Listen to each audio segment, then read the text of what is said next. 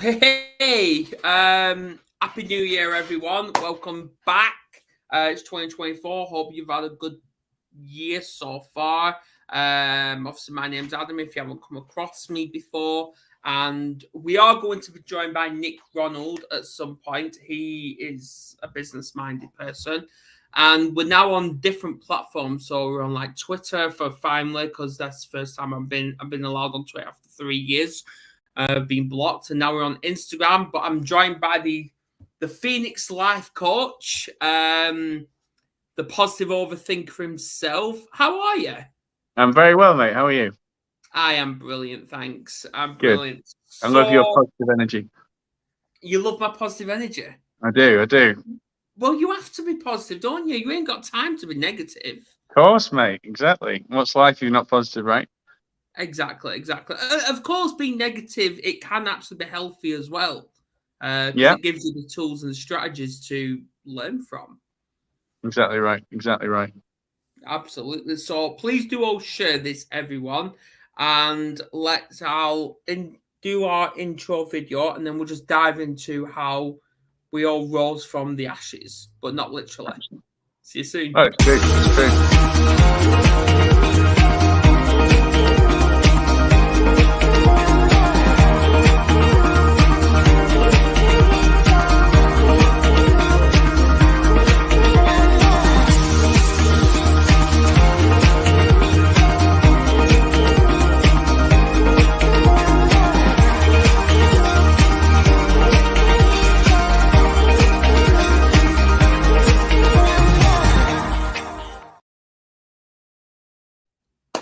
And welcome back.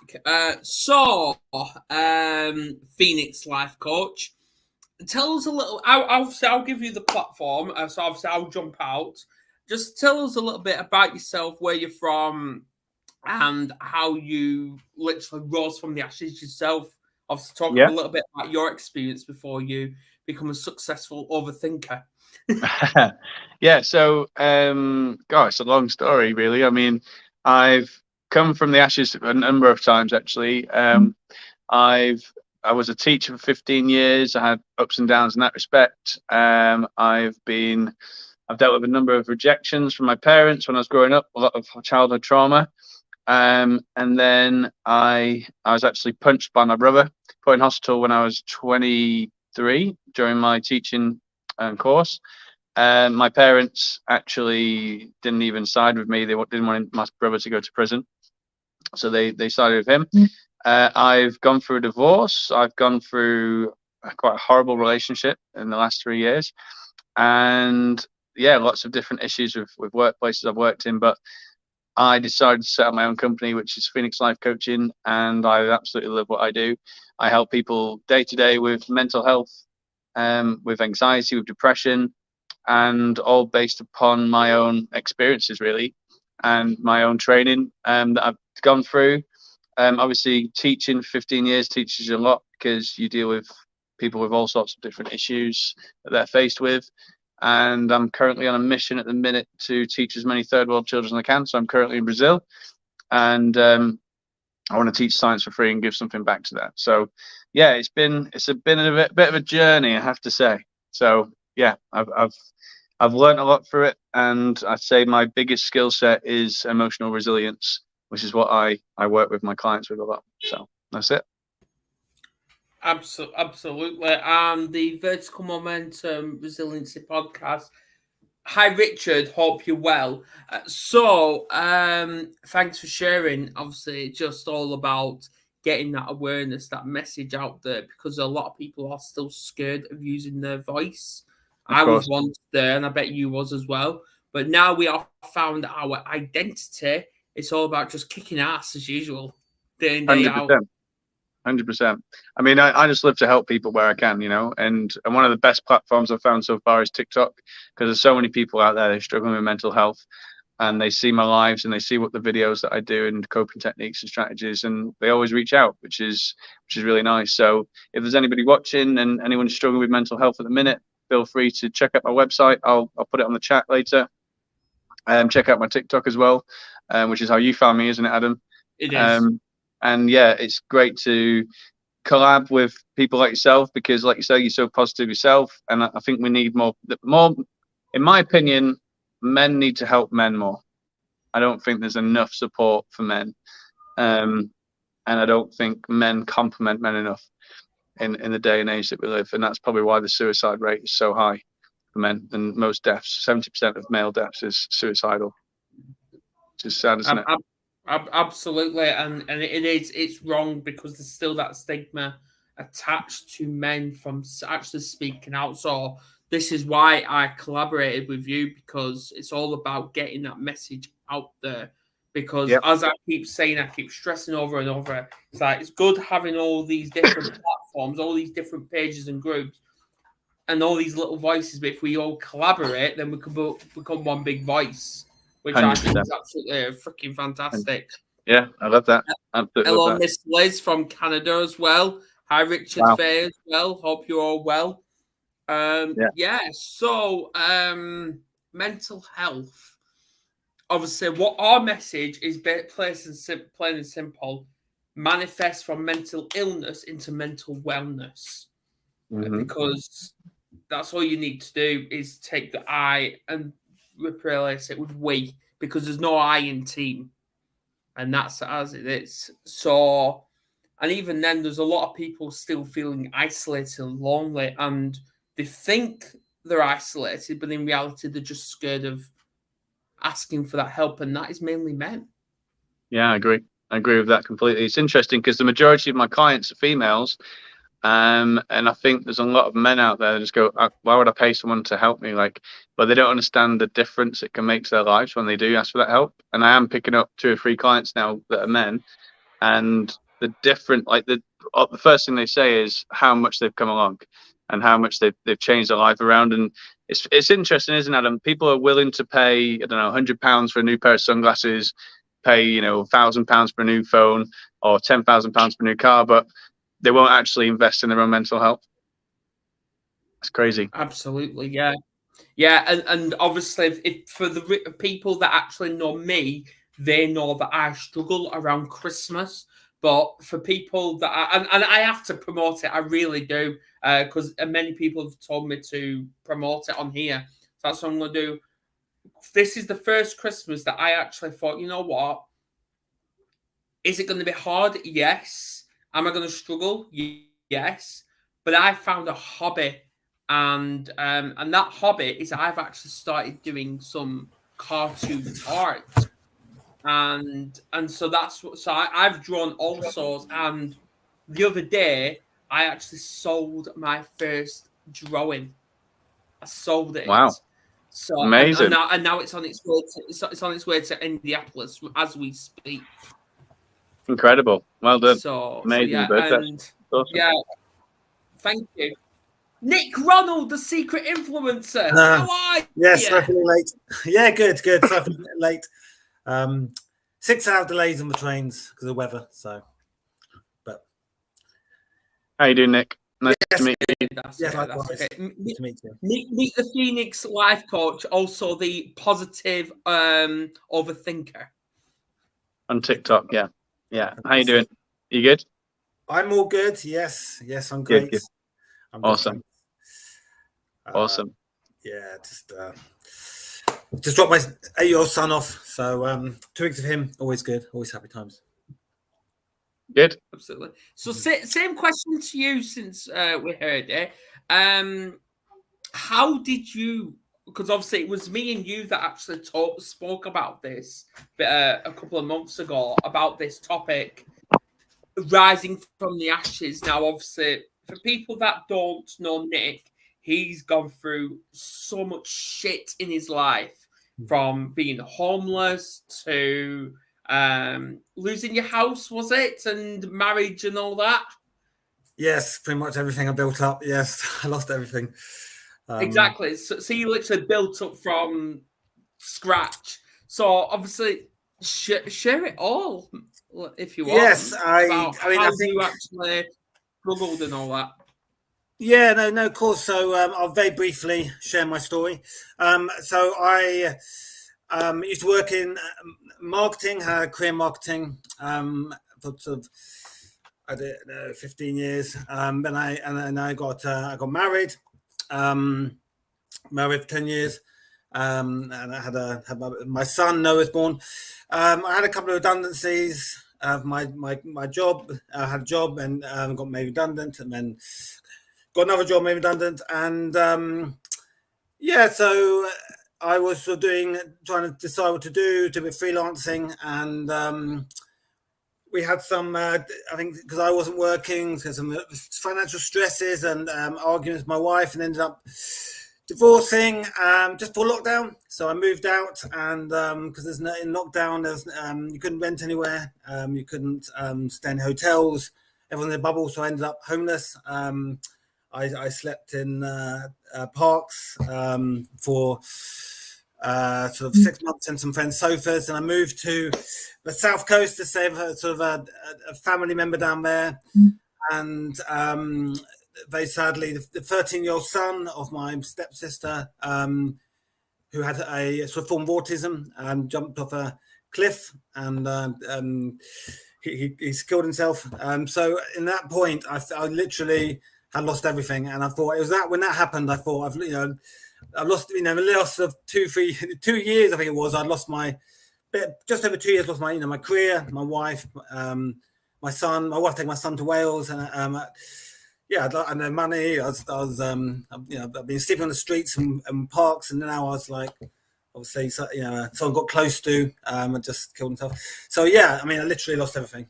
Built everything up, built a career up, a big house, my wife, and then lost everything. So I think that was definitely one of the lowest points of my life. And yes, so since that happened, I'm back in London. Got my own flat. To build up my business. So I think many people's lives go up and down, and that's nature. That's life. But I think it's certainly, having got my experiences, I appreciate things, and I think it's definitely learnt some lessons along the way. So how did you pull yourself back from that, Nick? Then, like the lowest part, because you ever see Tony Robbins? He always says you need to experience the lowest of lows before you actually turn it back around. So I think it's there's a saying, sometimes things have to get worse before they get better. They have to. Yeah. And I think I think what I did was I realized that I couldn't do it on my own. So I turned to my family, I turned to my friends, and I think it was finding that network of people who you can rely on, who will stand by you and step in and give that support. And luckily, I did have some family and some friends who supported me and helped me get back. My first, it's often like a ladder. I say, get that first step on the ladder to get you out of that sort of the rut. And I think I genuinely couldn't have done it on my own. I think, well, I wouldn't say that, but I think at that point I think not just practically with my situation, but also obviously mentally, I was, it was very hard. There were a lot of police and social workers going to the house, and my stepsister told me to go, and I had nowhere to go. And so I think it was having some friends and family who I could turn to, who then lockdown was coming to an end at that point. So I stayed with them, and they helped me get, my family helped me get a flat, and it was just get those small steps to turning things around. And I think when you have a bit of success, start getting my flat, then obviously that helps with the sort of mental battle, you can see, the positive. So So I think you're right. It is small steps, isn't it? You can't just expect your life to just completely flip around again. And it's, having that support around you is massive, and it's reaching out for that support as well, isn't it? It's important.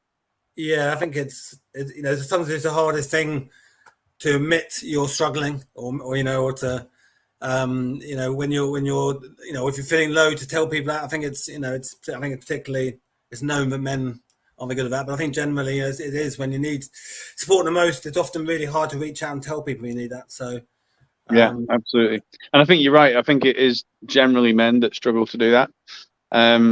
And it's interesting, isn't it, how the psyche of the man works to say, oh, we'll always pull ourselves out of it, when actually it's not always possible. You do need help and support.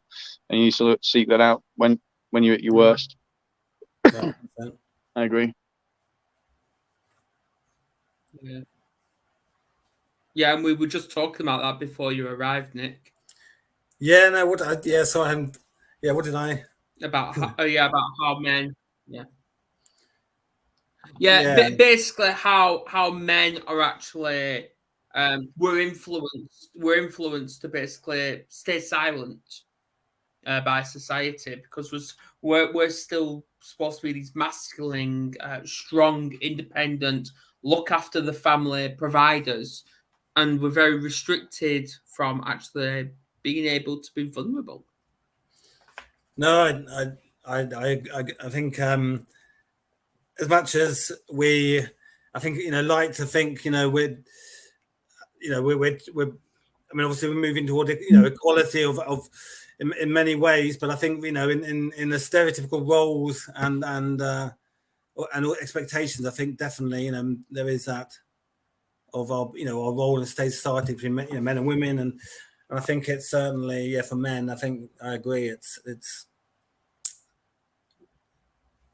interesting. It's interesting though, isn't it? And I think I'd love to know like the real reason behind it, because, for example, at the minute I'm traveling, I'm helping third world children. I'm teaching in different countries for free. I posted that all over Facebook. I've got like 2,000 friends, and I think I got 4 likes. But if you're female and in stock of suspenders bending over a bed, you're probably going to get about 2,000 likes. It's, do you know what I mean? And it's like, I don't know. I watch a lot of TikToks on this sort of thing and narcissism and stuff like that. And they were talking about the female society, how the female narcissist has developed over time. And it's a woman that was saying it. And she was basically saying that with the fact that it's glamorized, isn't it, for women to dress a certain way and to wear more makeup and to have all these filters and all the rest of it. So it's constantly being promoted on all these different platforms, whereas for men, we're just expected to just be us, be ourselves, and get no credit for the things that we do. And it's no real wonder that we kind of go into our shells a little bit, because if you're posting things if I post on Facebook something like that where I'm actually helping third world children and I get 4 likes and no real support of it. In fact, the only people that really commented were saying that I shouldn't have used the word third world. Sure. Yeah. How ridiculous is that? Yeah, and it became like a big argument or a big debate, and I'm like, is that your only concern? Like, I don't think there's people in the third world who are going, you can't say that about us. Like, sure. Why are you trying to make a deal out of it? Yeah, so I don't know. I just find that's why I like TikTok, because in all my experience, like meeting Adam, meeting people like that, meeting amazing like friends that I consider now, there's actually a really supportive community. And it's the first time that I felt as a man that I feel as supported as a woman would be on a platform, because I think the rest of them are just probably subjectifying sexuality and having to look a certain way, which glorifies. I've got a 6-year-old little girl, and I hate the fact that she's going to want to wear makeup and get her nails done and have to try and make herself look more beautiful than she already is, because she's amazing. And she will go through life. If she'd never wore an ounce of makeup in her life, she would be amazing, because she's such a beautiful soul. So no, 100%. No, I agree. But it's interesting, isn't it? It's just interesting the way society has gone to that extent. Yeah, no, it's definitely. I mean, I guess one example is when I was just made second redundancy, and I was it's about home, and I was doing a bit of freelancing, and I sort of connected with some men who were like in between work, and some of them were like house husbands in that way. They were looking after their children while they were home, and it was saying that it's they didn't feel it was accepted. They didn't feel it was like as a man they should be out working and they should be earning money. When obviously depending on different circumstances in families, but whether it's a house, it's a woman working with kids or a man. I think it's quite funny. There's a big stigma attached to it. Yeah, it's strange, isn't it? Yeah. Strange. Yeah. But it's what I don't know. I feel like I'm constantly adapting to new culture, and the way society is changing.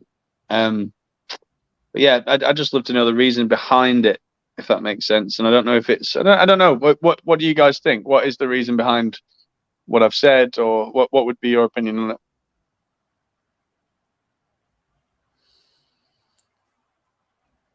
And this is same in the comments as well for anyone that wants to address. Yeah, feel free to comment, guys. I'm more interested in your Nick? opinions. Well, I mean, I think we.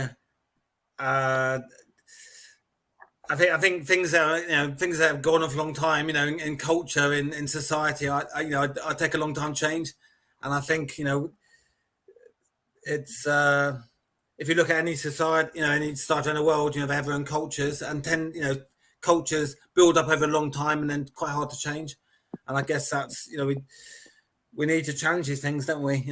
I think that's how things improve and evolve.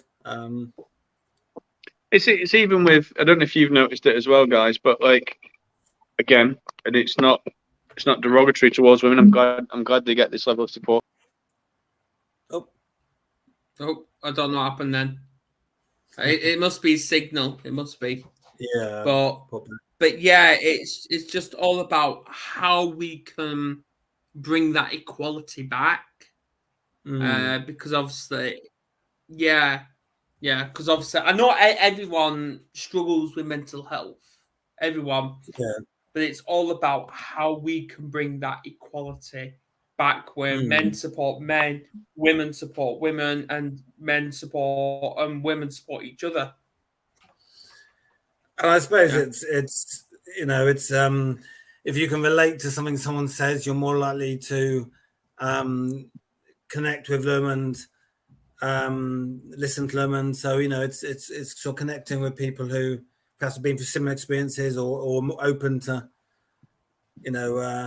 I think people who haven't been through something similar to you, it's hard sometimes for people to understand, or they can't relate to it. So I think there's sorry about that, guys. I just cut off. I don't know what cut me off then. I was about to say, even with like Facebook, for example, what's that? The signal. Can you hear me okay? The Brazilian signal. The Brazilian signal, you might be right. Yeah. No, I think you can look at Facebook, and I'm glad women do get this level of support. I just find it interesting that men don't. If you put a profile picture on again, how many comments will there be from all their friends, all their family, where, oh, you're beautiful, like you're stunning, da da da da da. And then again, you do it as a man. And I don't know if I'm not seeking out that level of feedback and comments, because you've got to start to love yourself, right? But it's interesting, the difference. And I always find it, I don't know why there is such a significant difference in that. I think where you go, what you mean by this, for people that don't understand what he's talking about, please, anyone correct me if I'm wrong with this, because I'm open to that. But I think what you talk about is if a woman posts a picture, like a selfie, like they've just gone on, I just got ready and they take that selfie, like they're going to go out, and they get like, oh, you're beautiful and stuff like that, you're stunning. But if a man does it, and you get other people saying, like men saying, oh, you look good and stuff like that, you get accused of being like gay or something like that, don't you? When in reality, you're not. I think there's just a significant difference in the level of support that women, this is what I was saying to you before, there needs to be more men that support men and women that support men and vice versa, whatever. But I just think you get, and like I say, this is not derogatory towards women, so I think it's great that they get that level of support from their friends and family. But it's interesting to look at the fact that men don't get that. And it sort of all builds up and leads up to why men feel more lonely, perhaps, or men feel like they're more isolated. And I think that's what we're kind of talking about, isn't it? And it'd be good to get a female's opinion. It'd be good to get some sort of female hosts on here as well to talk about, what they think about the situation. Because I don't think a lot of people realizes the effect it can have on a man's mental health when they don't feel like they can. I'll give you an example. I've taught for 15 years. Can you imagine how many different teachers and friends I've made over that time? But if I message 10 guys and say, oh, do you fancy going for a beer at some point? I'll probably get 1 or 2 replies, and most of the time it's, oh, I'm with my family, I've got no time for that, and all the rest of it. So most of my friends are female. as a result of that. I don't know if you guys have similar circumstances. Yeah, no, I mean, I agree. Yeah, I mean, most of my socially wise, most of my, if I was to go socially, I definitely it'd be more female. I think I don't know if it's like they say, I didn't read the Venus and Mars book, women from Mars and women, men of Venus around, but I think definitely with or women I know are better at organizing things, socializing, and men I know are terrible at it. Maybe it's something we need to be better at, but I agree. There's there's definitely, whether it's, not sure why that is, it's quite interesting, but yeah, definitely not sure really, but yeah, it's just interesting. Yeah, well, we've got a few good... comments. Go on, Adam. Yeah. Yeah, well, we've got a few comments. Obviously, we've got our Canadian friend, Miss Liz herself. She basically says the whole world has been very unsupportive, and it is because everyone is being censored, and too many have ruined many platforms by not staying the course of the mission. Yeah. I mean, as it goes, I mean, just going back briefly to my situation. I mean, when I sort of was, with my stepsister in Kent, and I want, trying to get back into pick my life up. I mean, one of the things that I said, obviously I connect to people who could support me, but I think one of the big things that made a difference to me, I think, was I had my my son meant everything to me, and he was what getting me back out of my situation and pick myself up to be that role model for him and to inspire him and to be spend time with him, to be able to spend time with him. Was obviously what drove me, and I think sort of having that, if without that sort of real constant, almost image of my son in my mind, driving me forward. I think you need something in life, that your that thing that drives you, that it is your why you do things. Sense of purpose, yeah. And yeah, with me, obviously, my son was my purpose and my why, and that sort of that made a big difference, and obviously that determination, resilience to sort of overcome step by step, because that was that. So I think that's whatever struggles you have, I think that's a big, can make a big difference. Well, I have to mention this because it doesn't just obviously I'll get you to your comment in a minute, Liz, because it's very valid. It's not just about mental health as well. It's about disabilities such as autism. Now, obviously, me and Kerry, we're parents of autistic children, and we had support around us. But then as soon as we mentioned to the world that, these kids have autism, and it was diagnosed, suddenly that support departed us. And that includes family as well. So it just shows the stigma and the lack of understanding society has on these things. And this is why SEN children, or SEN families, shall I say, are being discriminated and bullied because of things like this. And that actually causes trauma within that family. It's interesting that obviously your experience of having that stigma around it is obviously then now shaped what you do in your passion and your purpose to make do what you're doing, create the awareness around these things, and have these discussions and change the way things are. So obviously so it's about obviously awful experience of the stigma you experience with yourself and your children has obviously now then created the purpose you have in this way. So it's absolutely. Yeah, like just one of the experiences I had was basically, it was the Christmas period, which we all know how hectic the shopping centres can get around Christmas. And we went into, and obviously the kids were very small anyway, so we thought, okay, we'll go into this particular store because our daughter wanted something. She was fine. But our eldest, by the way, it's his birthday today. He's 12.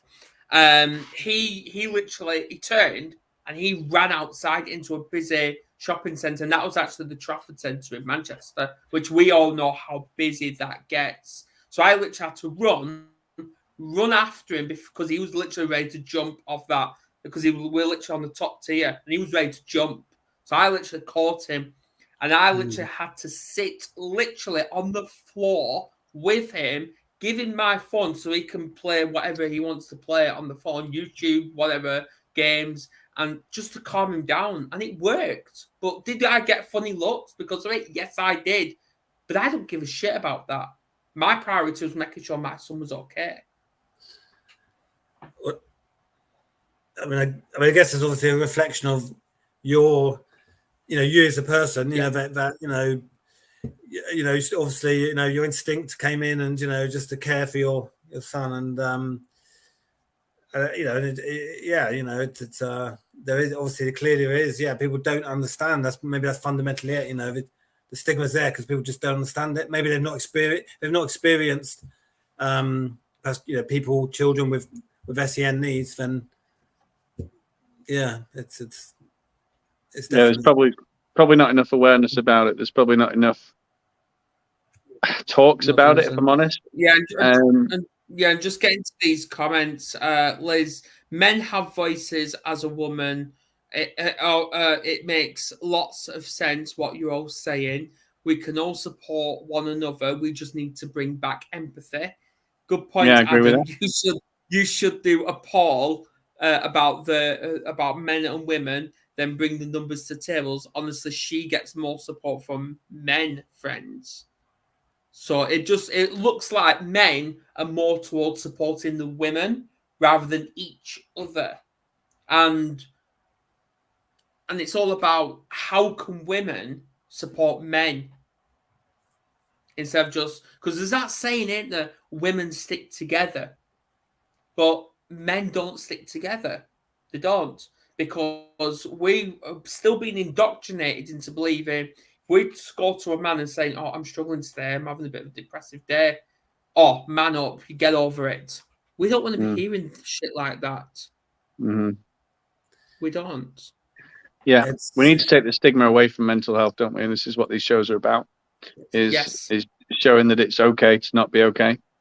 I think that's the main objective of this, and learning from that. Because, I think, like I say, it's my experience of a life coach.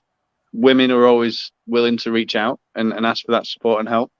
And then when I even mention, like the person I was speaking to today in a consultancy call, I actually said, because she's having relationship troubles, like, would your partner be interested in doing like joint sessions? And then it keeps the cost down for both of you. She said, oh no, I don't know if you'd like that. And I'm like, but it's going to help your relationship. Yeah, I know it'll help our relationship, but he won't do it. And it's interesting. It's almost like men say, oh, we don't need that help. Like, we'll just do it ourselves and we'll work it out ourselves. And maybe that's part of the problem, is that men, as a result, become very insular. And therefore, when they see other guys struggle, and it's obvious that someone struggles on Facebook or whatever, they don't even reach out to them because they think, oh, they'll get through it. They'll be fine. It's almost that notion. Exactly.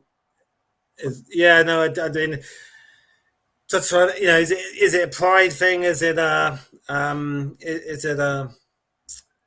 I don't know. Yeah, is it a macho thing of admitting you're vulnerable? But I think it's just literally like you said, saying it's okay to not be okay. And I think I know from my female friends that if they're stressed, if they're upset, if they're with his work or relationships and getting down, they'll be open. They'll tell one friend or all their friends. But I think there's something about it that just from a man to say, we all have perhaps a close friend we can talk to, but generally to a group of friends or more, to be able to just say, I'm struggling, I'm feeling me down. I don't know what it is. Why.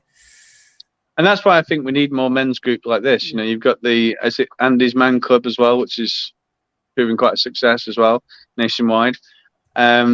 And that's why, on all my TikTok lives, it's open to everybody. Like, but again, what I've noticed is it is the women that will reach out about it. But hopefully there'll be more men that start to see these sort of lives and see what we're talking about and see that, we're just three general guys. Like, there's nothing special about us, but we're willing to talk about our emotions, the things that have happened to us, and maybe that will encourage others to do the same. Yeah, absolutely. So, Nick, when you was literally going through all that shit, homeless, lost everything, all that, how did you learn to then thought, fuck this, I want to bounce back, rise from the ashes? What did you do? Like, what triggered you to say, I need action, I need to do something? Well, I mean, I guess I think you touched on it earlier. You reach. I think, like Tony Robbins said, you reach a point where you think, if I don't, if I keep carrying sinking down, I'm gonna hit rock bottom, and you realize you have to turn things around, or you're gonna just go down further and further. And I think for me, it was I kept in touch with my son through, as much as I could through my wife's phone, because he's only 8. But I wasn't seeing him at all, and I thought I have to, if I didn't get myself a situation and somehow change things, get things back on track somehow, that I would lose him. I genuinely thought, there's a risk that I don't know, that I would lose him. And I thought the only way I would be to get the relationship back, and and keep that keep seeing him, was to get myself mentally and practically back on track. And it was a real battle to sort of when all that things happen, obviously you totally lose your confidence and self-esteem, but I think it was like small steps, but it was just that maybe if it was my son was my purpose, and I knew that had to do it. I thought I had a little plan, but small steps. I knew I had to get back into London, that's place, and I had to get someone to live. We're staying with friends to start with, renting, but staying with friends' sofas quite a while. But get work, doing a business, but step by step, I just knew, that was it. It was like that resilience thing. I just, keeping that vision, that each way, what I had to step by step closer, really. But and trying to, I suppose I don't want to, as a father, I want to inspire my son to be a role model. That's the ultimate thing. And I think when I spoke to my son, I was aware, I wanted him to see that I was picking myself up, getting back, back on my feet. I didn't want him to see that I was struggling. So I think when you in life, for me, the greatest thing you can do is inspire others, or even inspire yourself if you're proud of what you're achieving. And I think that was, for me, it was a big thing. Definitely agree. Absolutely. Yeah, and obviously before I ask you the same question, we do have a question as well, which I think is brilliant. Liz, a question I often ask other women who have sons, why they don't fight for services for men. What example are we actually showing if we don't get an understanding of men have stories and voices too? I think, I do know what, I'm actually going to bring that up, because I think that is just freaking, it's bang on. It's absolutely bang on. What are women, what is, not just women, what is society showing when men are actually being degraded? Because in many courts, I have to bring up the courts, men and dads are still classed as second-class citizens in this country. Yeah. What does that show? Even though half the time the mothers are actually the perpetrators and the men are the victims. Yeah. It happened with me last year. I had to battle to see my little girl 50-50, and it was all agreed in mediation, and it took a long battle just to get to that stage, and then it went to court, and she got more time with my little girl than I did. And the court system is just absolute garbage. I've lost all faith in the justice system. Well, don't get me started, because at the end of the day, I lost a daughter to adoption, all because my kids have got autism. No, that's how. Yeah, and because I was fighting and I fought for over 7+ years, I've now been slapped with a 10-year restraining order. Wow. by the courts. Yeah, no, I agree. I think definitely there is a bias in the legal system. I think, and again, I think it's a bit antiquated, but we've men, so it's stereotypes. I think it's still affecting the legal system, but men are the earners, so men have more money, but so women should always have the children because they're the mothers. But obviously, it's always antiquated view of things is still thought and reflected when there's when in the family courts we often see this, and I think it's that simplistic way of looking at it. What's interesting is throughout the whole system that I went through, and was they always said, and this is always the social workers, they said it's not about you and your wife or ex-wife, it's about the child. And I said I agree. So therefore, that child has the equal right to see her dad and her mum at equal amounts of time. Would you agree? And they always agreed. They couldn't disagree with me. So why is it then that it's the mother's house that is then viewed and they check the house to see if that child is safe in that environment? They don't do it in the man's house, or they didn't do it in my house. And it's just, there was so much bias in it. And also, anyone can make an anonymous claim to social services, go, oh, I'm worried about this guy. So my ex-wife could get all of her friends to ring up and go, oh, I'm worried about this guy. And when he's around my daughter, okay, so prove it. I know you don't need to prove it. It's just an anonymous call. So we're going to check it out.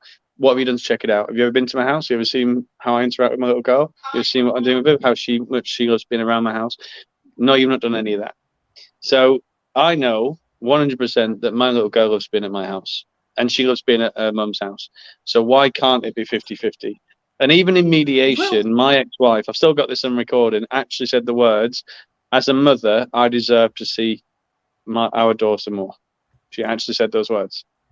Yeah, I know I've had a similar it's not just about the court system as well, it's education as well. Now, obviously, people know I despise the education system. I completely disagree with it. But obviously, people try working in it for 15 years. Well, do you know what? I have to bring it to the attention since we're talking about men. Obviously, we are going to come back to women. That's not a problem about bringing equality.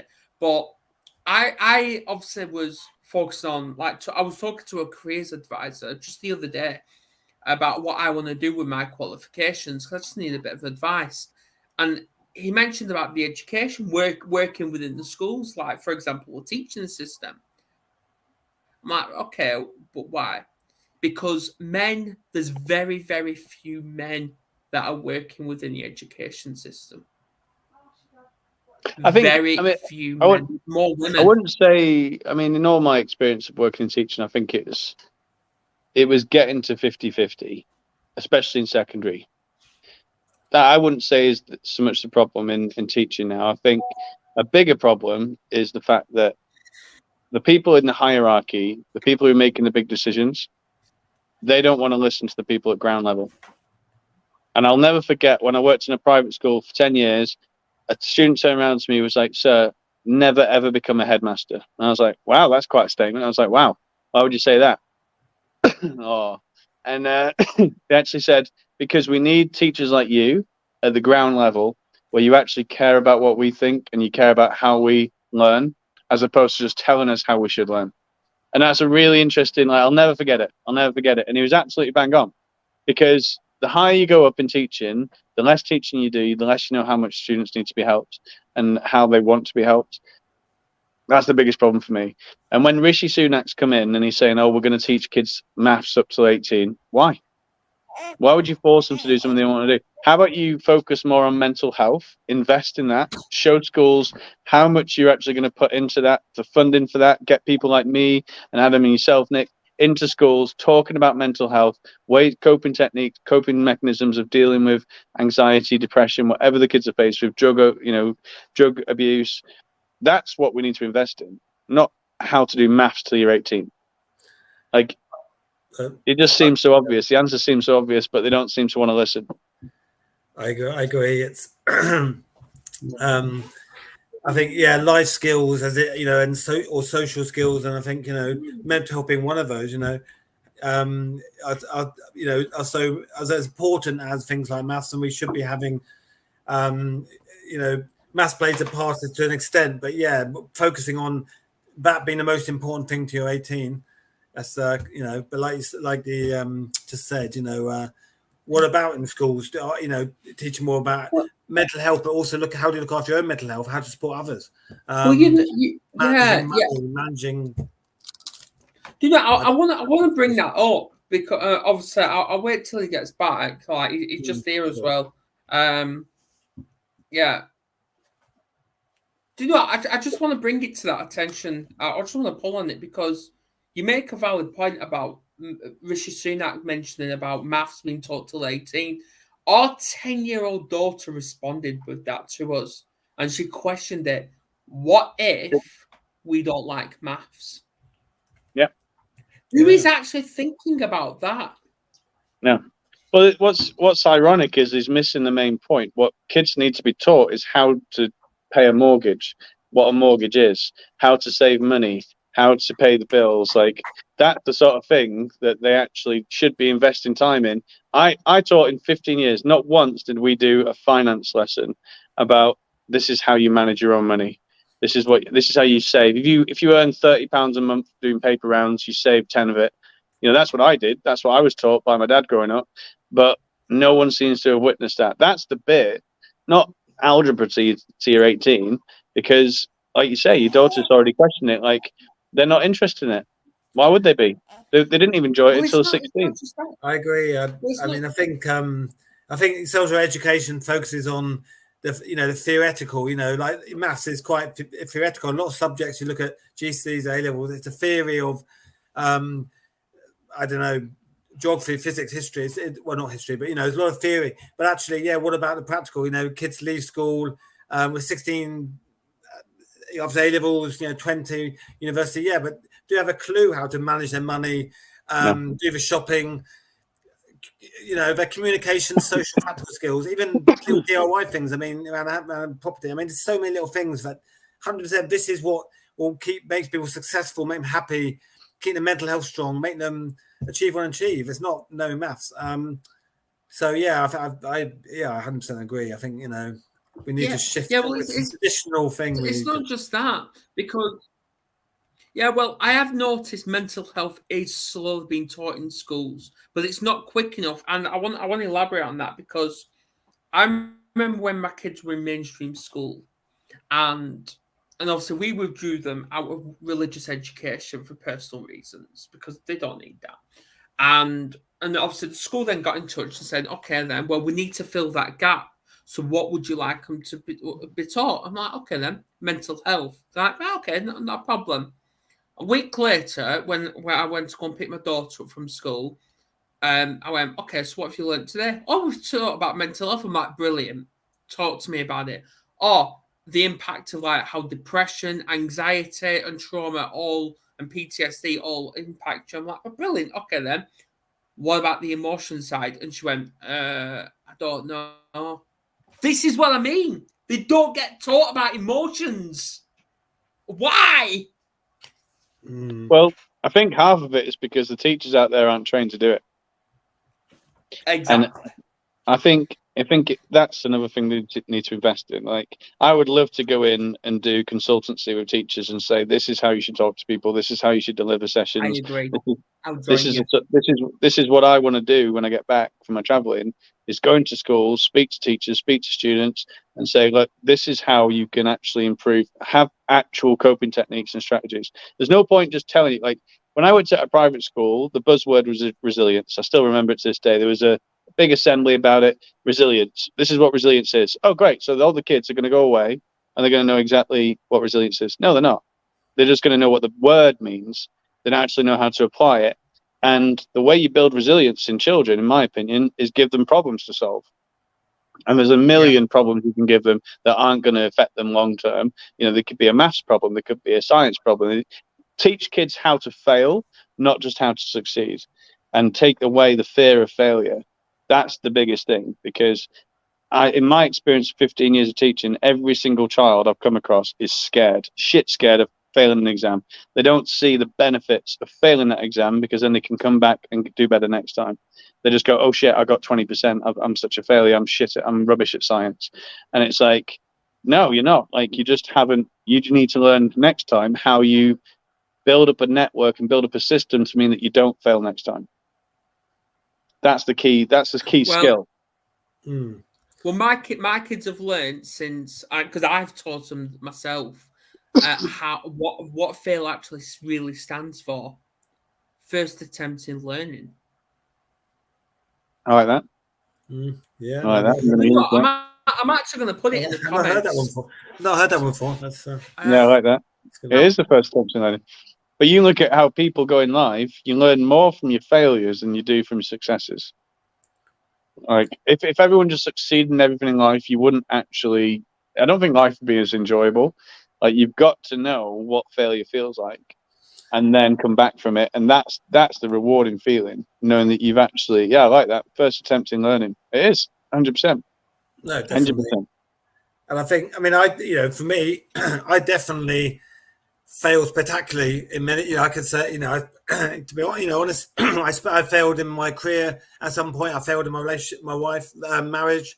So but yeah, I've 100%. I've learned from that, and my life is better by understanding, the failure. So. You can, I guess, for me, I could have let that failures. There were failures, and they definitely were. But if I let them hold me back, or learn from them and grow from them, but absolutely, it's not what happens to you in life; it's how you react to it that's important.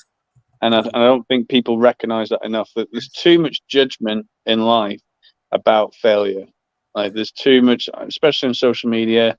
Everyone's trying to drag you down, or a lot of people are, and you just think, do you know what?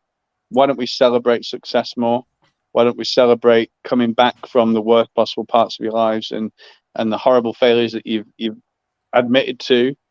And it's interesting how people respond to even people who like accept when they've done something wrong, apologize for what they've done wrong, and there'll still be people out there going, "Oh well, you're only apologizing because you want this, and this." Well, how can you ever win in life?